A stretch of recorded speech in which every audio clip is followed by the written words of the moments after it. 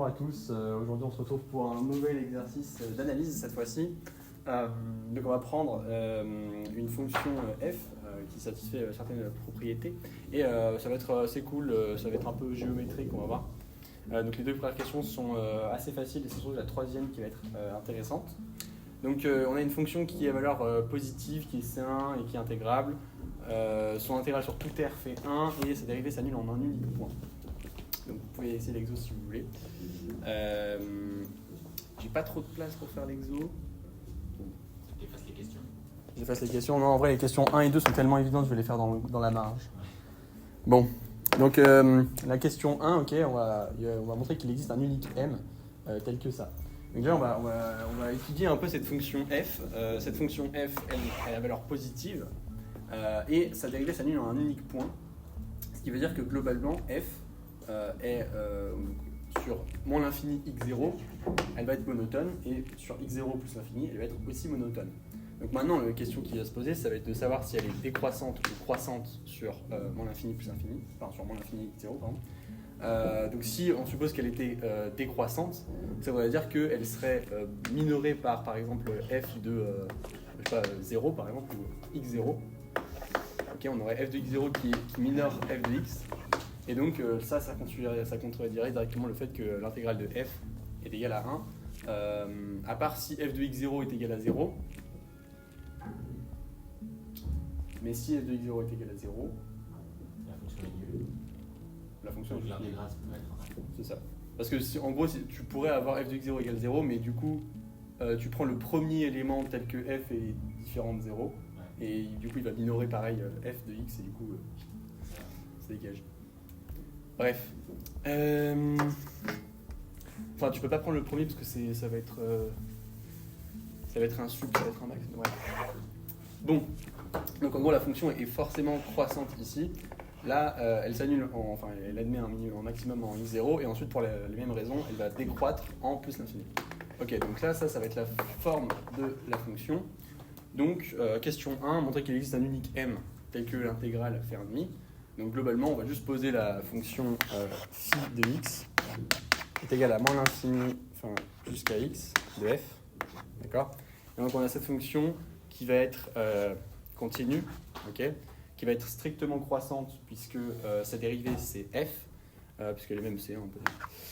Sa dérivée c'est f et f sur moins l'infini x0 c'est strictement positif. Sinon ça contredirait le fait directement que la dérivée s'annule en un unique point. Okay. Donc elle est strictement croissante. Okay. Et f de plus l'infini c'est égal à 1. Donc là on peut utiliser un petit théorème de la bijection pour dire que y a un unique point où la fonction vaut 1,5. Ok. Question 2, globalement c'est pareil. C'est à peu près évident. Donc la question 1 c'était vraiment juste la croissance stricte de l'air entre moins l'infini et x. Okay. Et la question 2, c'est juste le fait que f définit des bijections sur moins l'infini x0 et x0 plus l'infini. Donc on va juste dire la fonction f1, on va la restreindre, okay, qui a x de moins l'infini x0 associé f de x, est bijective. Okay, qui a un de f est bijective. Et pareil sur x0 plus l'infini.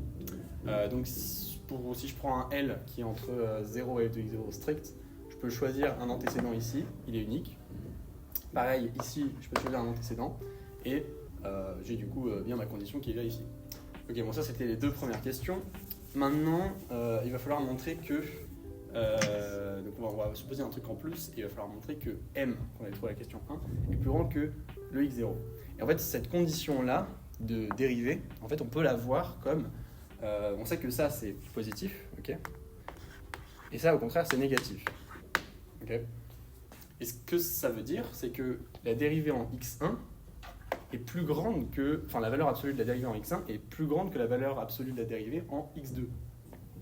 Ce qui veut dire que globalement, la fonction augmente plus du côté gauche que du côté droit. Donc on va avoir une forme qui va être globalement comme ça.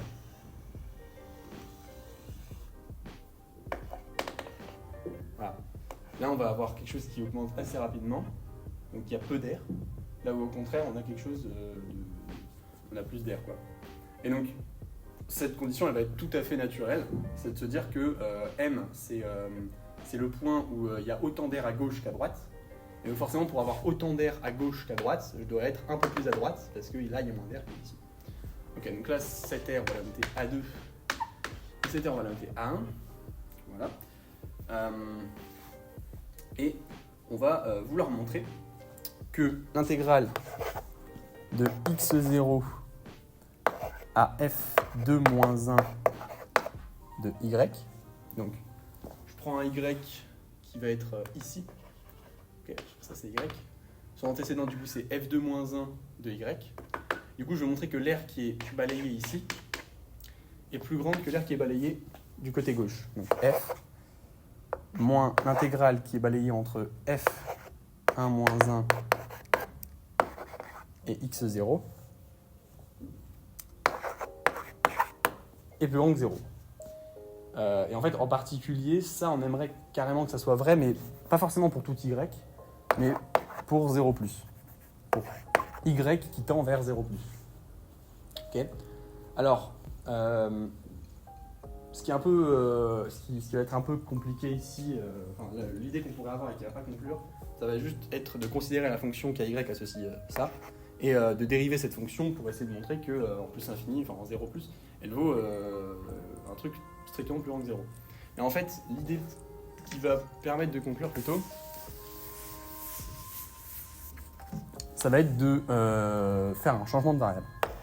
En vrai, je sais pas l'intuition qu'il y a derrière. L'intuition qu'il y a derrière, elle est un peu étrange. De quoi ? C'est juste de changer de côté, quoi. Ouais, mais en fait, je sais pas, moi je dirais que la technique pour l'avoir, c'est un peu de brute force, les techniques sur les intégrales, genre IPT et tout. Ouais. Et tu tentes jusqu'à ce que ça marche, quoi. Donc là, on va inverser les bornes. On va avoir f1 moins 1 de 0+, c'est f. Et il va falloir montrer que ça, c'est plus grand que 0. Ok. Donc là, du coup, le changement de variable, il n'y en a pas à 36. Hein. Plutôt que de balayer l'air par rapport à x, on va balayer l'air par rapport à y. Et donc, intégrale de l'EV ou quoi ? On va poser sur le premier changement de variable y égale f1 de x. f2 de x. Donc là, ça va faire f de x0. Et là, ça va faire 0 plus. Ok. Après, il faut juste justifier, mais les changements de variables sont C1 strictement croissants. Ouais, c'est ça. Ouais, il faut un peu justifier, mais Bon, ouais, globalement, l'intégrale converge, elle a la même nature que le changement de variable. Ça converge. Et ouais, c'est ça. Donc voilà. strictement croissant. Et strictement croissant. En théorie. En bijection. théorie. Une bijection strictement croissante. Bon, ok. Et du coup, là, l'avantage, c'est que quand on va faire notre changement de variable, on va naturellement avoir cette hypothèse qui va apparaître. Enfin, on va naturellement avoir ça qui va apparaître. Alors ça, je pourrais le réécrire comme f' rond f1 moins 1 plus f' rond f2 moins 1 de x ou de y, pardon, plutôt. Voilà. Donc voilà, en gros, en utilisant cette hypothèse-là, il suffit juste de minorer ça par ça. Et là, bah, ça annule. Hein. Ça s'annule. Et on a 0. Voilà. Donc on a bien l'air qui est plus grande que 0. Et ensuite, on va juste justifier pourquoi ça montre que m est plus grand que x0. Globalement, ça nous montre que... ça nous dit que l'air A2 moins A1 est plus grande que 0. Ok. Et ensuite, on sait que, évidemment, A1 plus A2, ça fait 1. D'accord. Donc si je combine ces deux choses, ça me dit que A1 plus A2 plus A2 moins A1 est strictement plus grand que 1 plus 0 qui fait 1. Et donc, ça va faire que 2A2 est strictement plus grand que 1. Donc A2 est strictement plus grand que 1,5.